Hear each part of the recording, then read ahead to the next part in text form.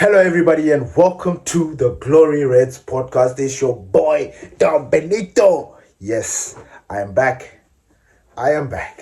But without further ado, let me not waste your time because there are some stuff that we need to get into soon. So what we're going to be talking about today is the midfield situation. What is Manchester United planning? We'll be talking about that. And the other topic that I wanted to talk about is Marcus Rashford. Because there is a story out there that is very juicy. We need to talk about it. Apart from me being able to, I've spoken about it before, but this is another twist to what I've spoken about before. So without further ado, ladies and gentlemen, let's get into it. So, with Casemiro leaving, 8 games left, Manchester United at the end of the season, Casemiro is going to be leaving Manchester United. And Manchester United is scrambling to find that midfield option, like those two midfielders that are going to take us to the next level. Now, this entire season, we have been talking about midfielders. It is now becoming like a hymn, like a song. We're just, midfielders, Adam, Wharton, Baliba, like how we have got the Cunha, Bruno. We have got Wharton, Baliba, Anderson, Baliba. It's the same thing. So we have been talking about midfielders this entire season. Not any of them is nailed down up until this point because we are Manchester United. You know us. Every story that comes, every player is linked to Manchester, regardless whether we're going to sign the player or not. Every player is linked to Manchester United. Oh, Manchester United is looking into getting this midfielder. Manchester United is keeping tabs on this midfielder. This midfielder. So, like I've said, this entire season, we've been talking about midfield replacements. We started off with Baliba, Anderson, Wharton. At one point, we even had Angelo Stella, but that seems to have just faded away. I don't see Angelo Stella's name being mentioned ever. And as the season progressed, we started to add more names into that list.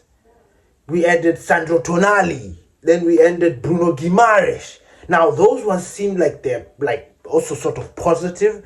We don't know if those stories are still concrete. I mean, not the stories are not concrete. The stories are there. Manchester United are interested in these players. The question is, are Manchester United talking to these people? Talking to the camp? Because that was one of the biggest issues that I had with this midfielder situation.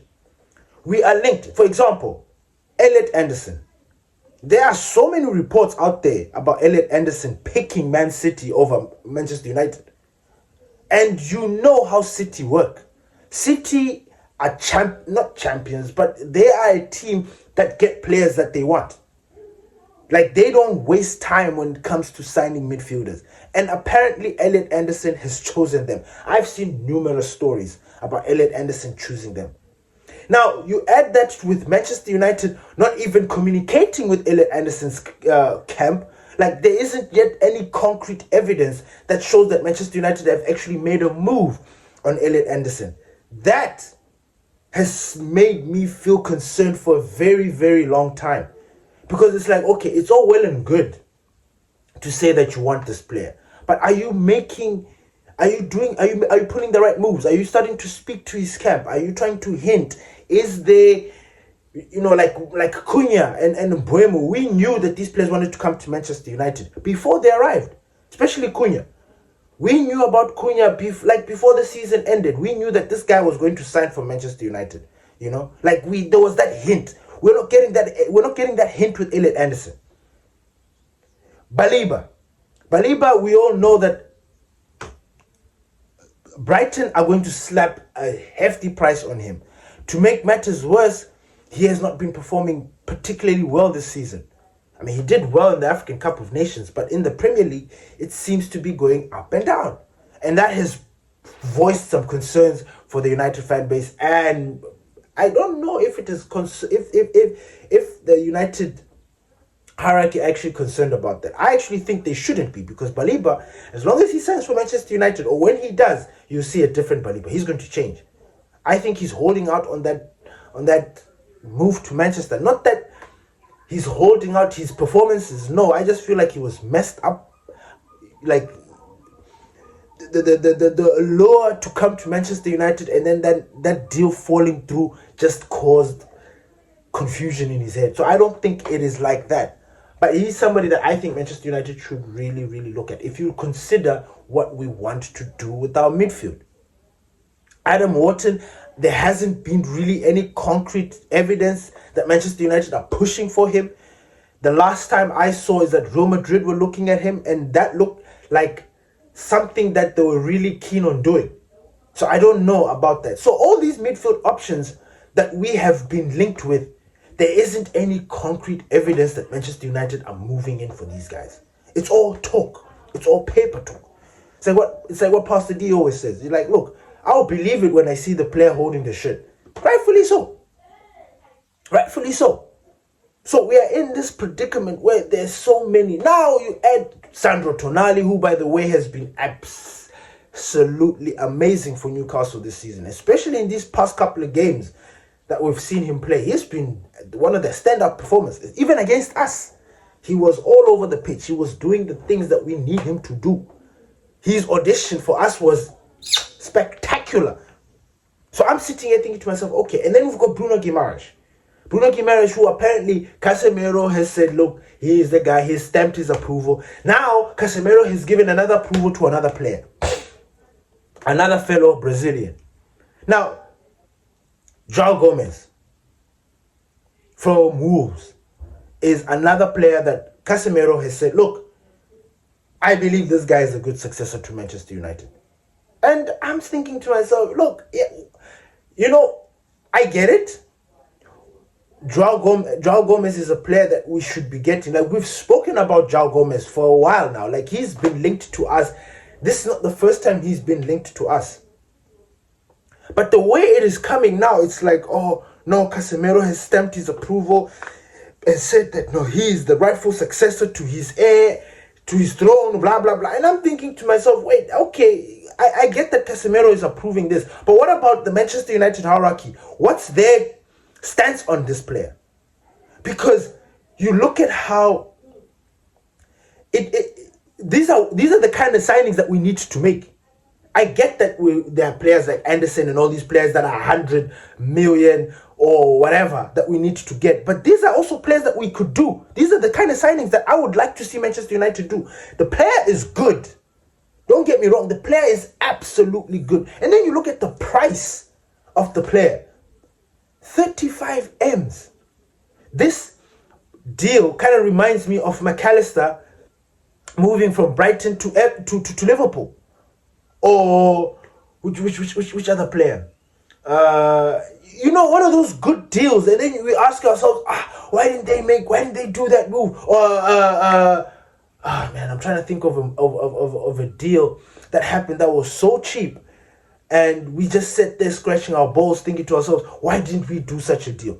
Joao Gomes is exactly that kind of player. We know Wolves are bound; they're headed for relegation. They would deal.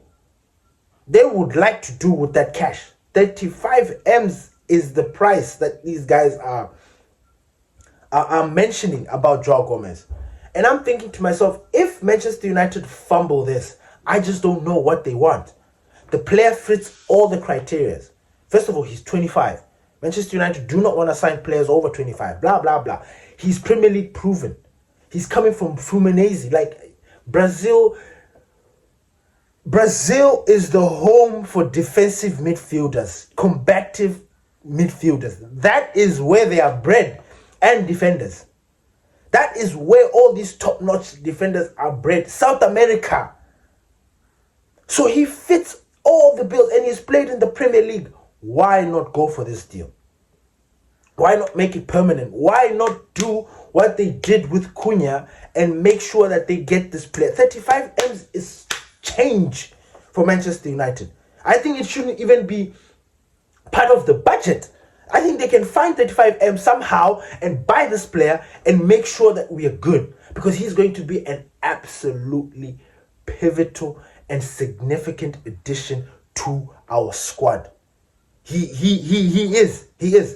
Forget not forget, I'm just saying, like, this thing of going for all these overpriced midfielders that will come back and will spend all our money, the entire budget on these two players, when we can get cut price players in Joao Gomes, in Joao Gomes, not in Joao Gomes like I was about to add another player, no, in Joao Gomes. So this deal, I actually agree, I actually approve of it. I'm thinking to myself, go and do it. Do it as fast as you can. But now there seems to be a problem, because Liverpool are looking into this player and Bayern Munich are also looking into these players.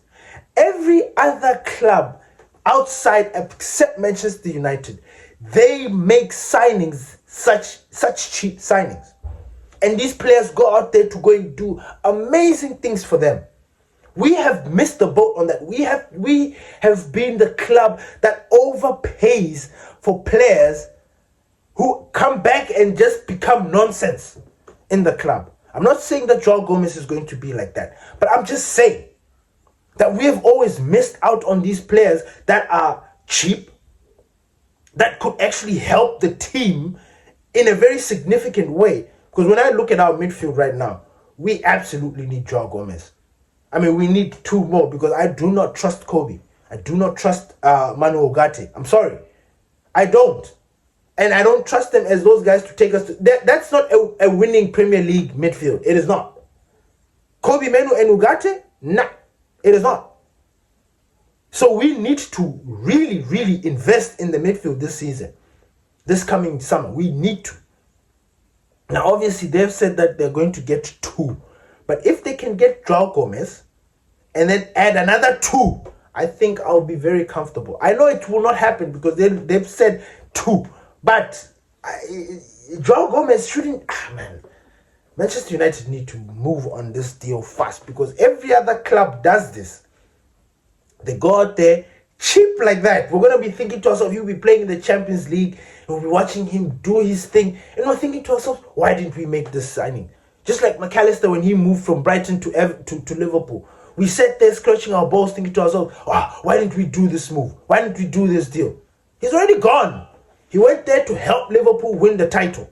And we're sitting there asking ourselves, why? And he went for very cheap, I remember. I don't know the exact price, but it was around this 30, 35. But because we're Manchester United, we always have to spend a lot of money. Nah, that is nonsense. When you consider that the club is increasing ticket prices, and all of that jazz, and then you're asking yourself, this is their way to make money. Nah. Go for these players. If the player is good, if he's Premier League proven like you like, and he's going to do the business, get the player. Stop dilly-dallying and stop waiting for other guys to come in and swoop in and take and make the deal. Stop. Get the player in as soon as you can. So that is the story on the midfield situation. Now we've got Tonali, we've also got Guimaraes. I don't know. Like, it's like the list keeps being scratched. Like, they write a name, scratch it, write him again, scratch it, add another one, scratch it. It's like, it's chaos. And we don't even know who exactly we're going to get. And that is the most frustrating thing. Because I'm sick and tired of always just hearing about a new midfielder that we're looking at. Because at the end of the day, we're looking at these players, but you need to make those moves. Moving on. Marcus Rashford. It turns out Barcelona are trying to sneak in another loan move for Marcus Rashford. They don't want to pay for him. And the reason why they don't want to pay for him is actually silly when you think about it. Because actually it's not. But again, you see how football works. This is another story. In the beginning, Marcus Rashford was touted to be Barcelona, like, should Lewandowski leave, Marcus Rashford would be the ideal number 9. Like, he would be trained into being that number 9. Or apparently he was already good at playing that number 9. I don't know. Maybe because he played at Villa, I don't know. But he was always playing from the sides. Now, Rashford, in the past couple of games, he has benched. And this is the reason why this story has come up, because he is not featured in these games. They preferred Lewandowski to Marcus Rashford because apparently it's not working as with Marcus Rashford as a number 9. It's not. He's not an ideal number 9. And if he's not an ideal number 9, who is he going to bench between Rafinha and Yamal? So there's a pickle there. Now, because of his age, and I'm assuming because of everything that's going on, they thought to themselves, making this player permanent could be catastrophic for us, or it could be a problem. We might as well do another loan deal. And that is what Barcelona is planning to do with Marcus Rashford. They want another loan deal. Manchester United have said, look, this guy is your player. You take it or you leave it. Otherwise, we'll make other plans. 26 million. Barcelona are failing to pay 26 million. The re-elected president Laporta, I don't know what's his story. I don't know if he's going to make the move, but it looks like they want to sign Marcus Rashford on loan again. I don't know if they're going to cover his fees. I don't know what their plan is. But then Marcus Rashford's deal is with Manchester United is expiring soon. So maybe they're trying to take advantage of that. Keep loaning him. Then he finishes his contract with Manchester. And then Manchester United, he leaves for free. And then he goes and signs for Barcelona. And I don't think Manchester United are going to allow that, considering the player that Marcus Rashford is. Came through the ranks from the academy, spent so much money on this lad. I don't think Manchester United are going to be willing to part ways. Like, you see the way they had agreed on the 26 million, that was them taking a huge loss on a player that they've invested so much in. So already now, I don't think Manchester United is going to be willing to part ways with Rashford for free. I don't think so. So I don't know if Barcelona are really going to push for this deal. It is another story that we need to keep an eye out. Because initially, we thought, and Barcelona did come up with that story saying that the deal is moving through. I spoke about it. I said, look, Barcelona have agreed that they want to sign Marcus Rashford permanently. Like, they've already started working on that deal, on the obligation to buy. We spoke about it. Now this story is coming out that, because Marcus Rashford is not featuring, it's looking tricky. Now they want to do another loan deal. This is not good. This is not good. We want to get rid of Marcus Rashford. We want to part ways with Marcus Rashford. Maybe except for Michael Carrick, because Michael Carrick is a fan. And I think Michael Carrick thinks he can use Marcus Rashford at Manchester. But I don't know. The bridge has already been burnt in that sense there. So I don't know how that is going to pan out.